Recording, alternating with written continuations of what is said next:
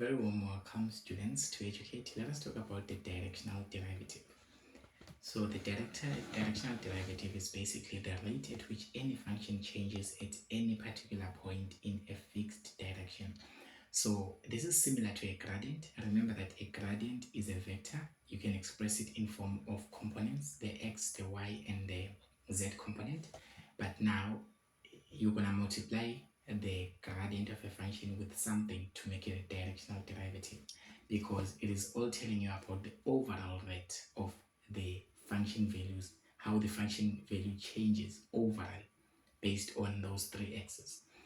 But now I tried to do some research and how to geometrically express this.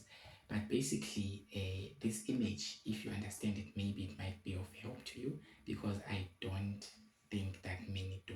It's fine. But what do you need to calculate the directional derivative? You need the gradient of the function. You also need the unit vector, which indicates the direction of the function. It is otherwise known as a direction vector because it tells you the direction of the function. So now in this case, first of all, the formula for calculating the directional derivative is f(u(xy) is equals to the gradient of f in terms of xy times the unit vector u. So you basically multiplying the gradient vector with a unit vector, because the unit vector tells you the direction, the gradient vector tells you the magnitude of the rate of the change, in a sense. Okay, so this actually has got good application with physics and all other things, but for this basic calculus, we'll just be looking at how we are going to solve our directional derivative. So we need two things. We need the gradient of the function, and we also need the unit vector, which is the direction vector. So now, given f of xy is equals to x squared plus 3y squared, they want to know, the question would be like, find the directional derivative.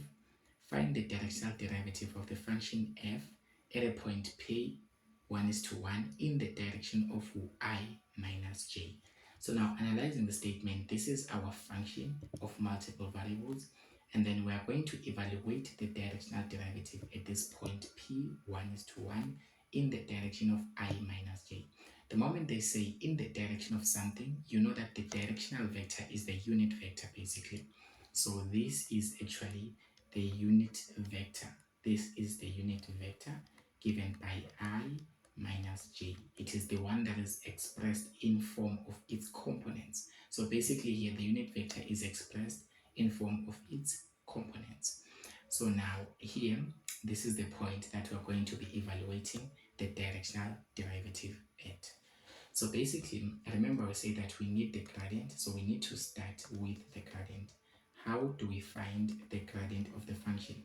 Remember that we have said in our previous video that once you have got a function of multiple variables, meaning that the function depends on x and y or x, y, and z, as long as they are more than one, then you have to find the partial derivatives, which is just the first derivatives with respect to a particular variable. So now the gradient of the function f of xy is supposed to be given by the partial derivative of f in terms of x, but in the I direction, plus the partial derivative of f in terms of x, and this is in the j direction. In this case, we do not have a k component, we do not have anything along the z-axis. So if this was motion in physics, it would be like there is no motion along the z-axis. So now here, to find the partial derivative in terms of x, of course we're going to look at the things that have got x in the function. This contains x, so if we differentiate this in terms of x, you're going to get 2x. And then 3y squared, the second term does not have x in it, so we consider it a constant, and thereby we're going to have a derivative of 0 with respect to x. So this is 2x, and then we put our I here. So this is 2x and there's an I. Then this is plus. Now we're going to do the partial derivative in terms of y. Now we're going to do the partial derivative in terms of y. So doing the partial derivative in terms of y, we see that the first term does not contain y, hence it's going to be regarded to as a constant, and the derivative in terms of y is 0. But the second one is 3y squared. It does contain y in it, So differentiating that, we're going to get this as 6y, and then this is in the j direction. So this is generally the gradient of the function at a point x and y, at any point given by x and y. So by substituting any values of x and y, we can evaluate the actual gradient. We can evaluate the actual gradient in terms of x and the actual gradient in terms of y, since the gradient in these curves is not consistent. It is not always the same. So now in this case, we've been told to evaluate it at a point P given by 1:1. So let us evaluate the gradient at a point P given by 1:1. So here, simply we're going to substitute 1 to x, and we're going to substitute y is equals to 1 as well, because the point says 1:1. When x is 1, y is also 1. This is the point that we're using. So this is 2 times 1i plus 6 times 1j. And then in this case, this is 2i plus 6j. So this is our gradient vector. Remember that the gradient is actually a vector. So this is our gradient vector given by 2i plus 6j. So now we have found the gradient, because remember we said that the gradient is part of the things that we need to be able to compute the directional derivative. Now we need to find the unit vector. Specifically, we have the unit vector. It is given by u is equals to I minus j. But we're not going to multiply by I minus j here, because remember that to find the unit vector, we actually say this is u with a cap on top. So it's u with a cap on top. We have to take the vector, the directional vector, over the magnitude of the vector. Of course, the magnitude most of the times is 1 for standard vectors, but in this case, let's just see, this is going to give us I minus j, and then this is over the magnitude. To find the magnitude here, in this case, we need to apply Pythagoras theorem by taking the square root of, here we've got only one I, one component along the x-axis, essentially. So this is 1 squared plus, here we've got -1, so this is -1 squared. Here we go. So our unit vector, the one that tells us the direction, it is given by I minus j over the square root of 2, because this is 1 plus 1. So this is over the square root of 2. So now we have got all things that we need. We have got the gradient at the point 1:1, and we also have got the unit vector, which tells us the direction at which this function is moving to. Basically, if we put a vector on that function, that vector will move in the same direction as the function, in a sense. So it's actually acting as a tangent. It's actually acting like a tangent to the function. But let's just leave the geometric part out of the equation here, and let us try to find now the directional derivative. So now the directional derivative, we express it by using f at u. We express it by using f at u of, in this case, we're evaluating at the point 1:1, because we're going to use the gradient when x is 1 and y is also 1. So in this case, evaluating at that point, we are going to multiply the gradient of the function at 1:1. We're going to find a dot product of it, specifically a dot product of it with the unit vector u-ca that we have here. So in this case, the gradient here, we say that it is given by the components 2i plus 6j. So this is our gradient vector. And then this gradient vector, we can multiply it by the unit vector given by I minus j. And then this is over the square root of 2. And then cool. So now remember that here, when we're doing a dot product, we're basically going to multiply the things that are on the same axis. We're going to multiply the things that are on the same axis. In this case here, we have got 2i. Here we also have got I. So these are both on the x-axis. We are allowed to multiply them. We are allowed to make a dot product from them. And then this is 6j, and then this is -j. So we are allowed to make a what? A dot product between them. So basically, remember that when you are multiplying unit vectors, I times I is just going to give you 1. And then okay, let's just do j times j. You're going to get 1 from it as well. also k times k, you're gonna get 1. So basically these are just these unit vectors, these standard base vectors, this I, j, and k, they are just vectors with a length of 1 that are found on the x, the y, and the z axis. So there's no much big deal about them. That's why when you multiply them, you're actually going to get 1 in a sense. So now if you're multiplying 2i and I, you're just going to get 2 because this is I times I, the I will just give you 1. And then now this is positive 6j multiplied by negative j. So positive 6j multiplied by negative j, you're going to get negative 6. And then this is all over the square root of 2. And then solving this, this will be just 2 minus 6, which is 4 over the square root of 2. And then 4 over the square root of 2 will basically be our directional derivative. So in this sense, this is actually negative 4. So in this sense, the directional derivative is more like a scalar derivative. Okay, let's just not get too deep, but basically it's a scalar derivative, whereas the gradient, it is actually a vector derivative. In the sense that whenever you find a directional derivative, you find a number, you are combining the effects of all the x's, the x, the y, and the z axis on the function value. You are combining their rate of change. So that's why we say that the directional derivative is a rate at which any function changes at a certain value in a fixed location in the xyz plane. Let's try to do a second one. Here you have got f of xy is given by ln x squared plus y squared at the point P given by 0 and 1 in the direction of 8i plus j. So basically this is our function f of x given by this equation, and we're evaluating the directional derivative at point P. So the instruction, I forgot to put it here.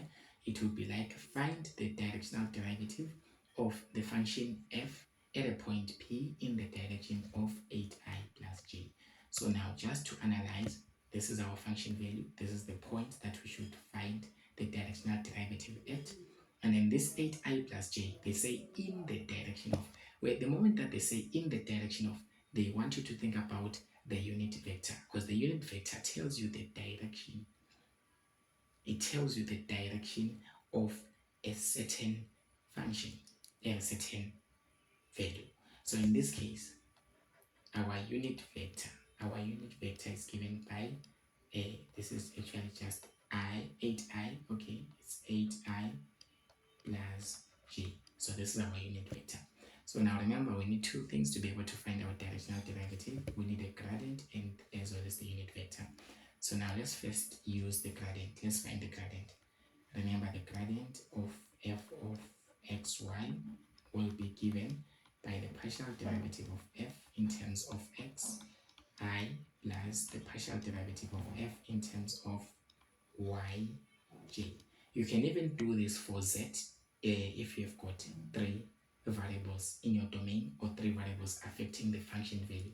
But in this case here, doing the gradient or doing the partial derivative in terms of x here, we're going to get 1 over x squared plus y squared. Then this is going to be multiplied by 2x. And then this is all I. We put an I to say that this is all the partial derivative of x. In terms of x, with respect to x, we are doing the first derivative partially. We are doing the first derivative partially with respect to what? To x. So basically when you're deriving a ln, you know that you're going to say 1 over the argument. In this case, the argument is whatever you have in the bracket, x squared plus y squared, times the derivative of x squared plus y squared, but in terms of what? In terms of x. Doing the same thing here, if we differentiate the function in terms of y, or we find the partial derivative in terms of y, this is going to give us 1 over x squared plus y squared multiplied by what? Multiplied by 2y. And then this is going to be j. We're going to put j here next to it to say that we are multiplying with j, to say that this is on the y-axis, because these are vectors.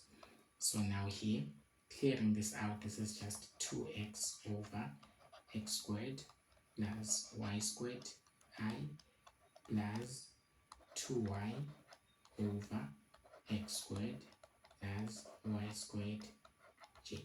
So this is the gradient vector at any x and y set of values. So this is the gradient of the function f.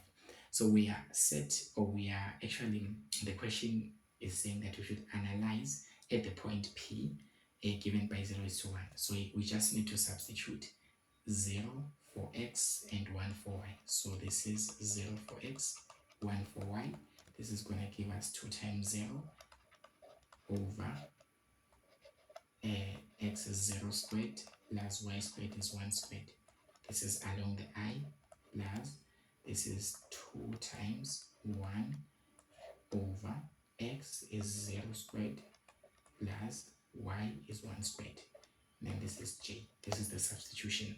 We can see that here our component is 0. Other people will choose not to write it, but you should write it to say that we do have 0, a null vector along the I. And then here we have got 2 over 1. This is just going to be giving us 2. So this is plus 2j. So if this was motion, we can just say that there is no rate of change along the x-axis. If we are applying the physics to it, we can just say there is no rate of change along the what? Along the x-axis. But there is a rate of change along the y-axis at this particular point, given by 0 is to 1. So this is your gradient. So now we've got your gradient evaluated. Let us now move and find the unit vector. So now using the vector here, u is equals to 8i plus j, the unit vector u cap will be given by u vector over the magnitude of u. To find u vector, basically, you're just going to write what you have exactly as it is, 8i plus j. And then over the magnitude, you just apply Pythagoras theorem, which is the square root of 8 squared plus 1 squared, because 8 here is x or I, and then 1 is j, or it's the y-axis. And then now finding this will give us 8i plus j over 8 squared. 8 squared is 64 plus 1, that's 65. So this is just square root of 65. You can further simplify this because there's a set. So now let us answer the question. Find the directional derivative. Remember that the directional derivative f u at a certain value, in this case at the point 0 is to 1, when x is 0 and y is 1 and a certain function value comes out there, we're just going to multiply the gradient of the function at 0, 1 multiplied, okay, dot product with the vector u cap. So in this case, our gradient here is given by 0i plus 2j. Please write the 0i to say that we have nothing on the x-axis. We have no rate of change along the x-axis at the point 0, 1.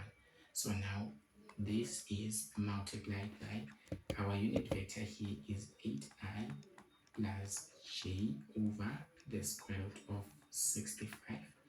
And then here, all you do is to multiply things that are on the same axis, things that have got I, things that have got j. Both of them have got the same thing.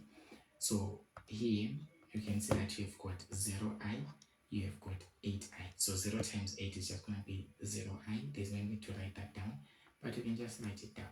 And then you have got 2j, and then you have got j here. 2 times 1 is just going to give you 2. Remember, j times j is just going to be 1, so not much difference.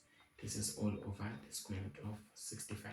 So this is essentially your directional derivative is 2 over square root of 65. It tells you the rate. It tells you how fast is the function changing at a fixed point within the space, the xyz space. In this case, the xy space. So in this case, our directional derivative has a magnitude of 2 over square root of 65. I hope that you found this video helpful. Do try and do more practices. I'll keep posting more videos as we practice how to do the directional derivative. Don't forget to tune in to our next video.